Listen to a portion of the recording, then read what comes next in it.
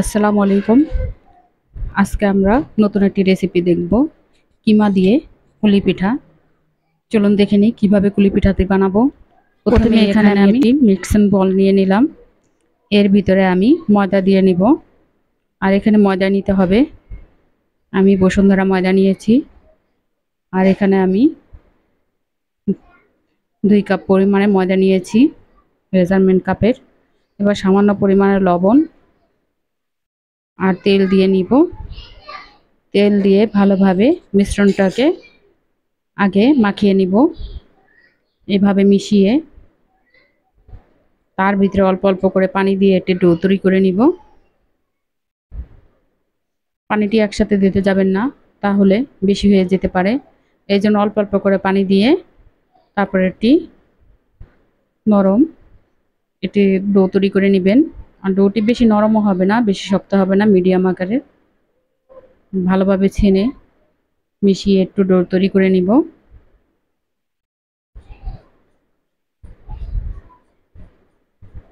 এবার আমার ডোটি বানানো হয়ে গেছে। আমি এখন 10 মিনিটের জন্য রেস্টে রেখে দিব ঢেকে। আর এই ফাঁকে আমি কিমাটি রান্না করে চলে আসব। 10 মিনিট পরে দেখেন আটাটি কত নরম হয়েছে। আমি আবার একটু ভালোভাবে ছেনে নিব।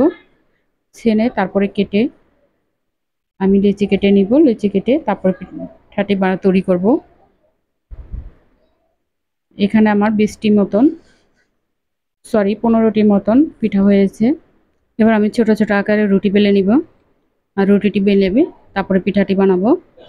এখানে চাইলে আপনারা বড়টি রুটি বানিয়ে তারপরে কুকি কাটার দিয়ে কেটে নিতে পারেন। আর আমি ছোট ছোট করেই লুচির মতন বেলে তারপরে পিঠাটি বানাবো। আর এখানে আমি আগেই কিমা করে রেখেছিলাম, সেই কিমার পুরটি রেডি হয়ে গেছে। এখন আমি এটার ভিতরে পরিমাণ মতন দিয়ে তারপরে পিঠার শেপটি দিয়ে নিব। বাস এইভাবে 2 সাইডটি চেপে চেপে লাগিয়ে তারপরে আমি ডিজাইন করে নিব। বাস এভাবে আঙ্গুলের সাহায্যে ঘুরিয়ে ডিজাইন করে নিলে হবে।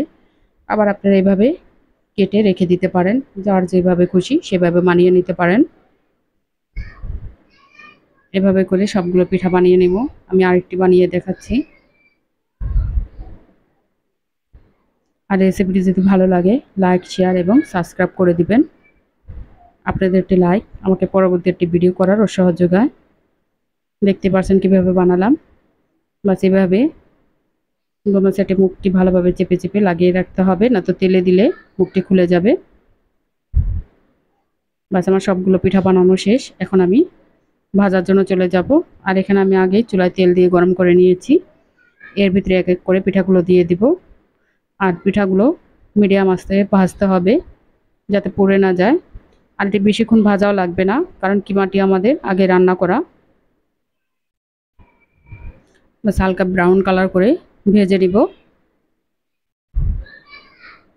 প্রতিদিন ডিফারেন্স কিছু পরিবারের সামনে দিবেন, দেখবেন এতে সবার মনও ভালো থাকবে, খাওয়ার একটি রুচি আসবে, সব কিছুতেই ভালো লাগবে।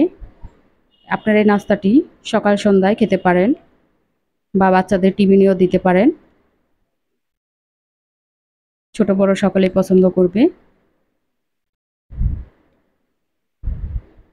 আমাদের পিঠাগুলো ভাজা হয়ে গেছে, এখন উঠিয়ে নিব।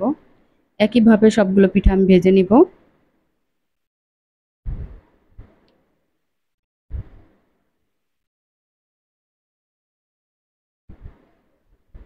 আমাদের সবগুলো পিঠা ভাজা হয়ে গেছে, এখন দেখিয়ে দিচ্ছি।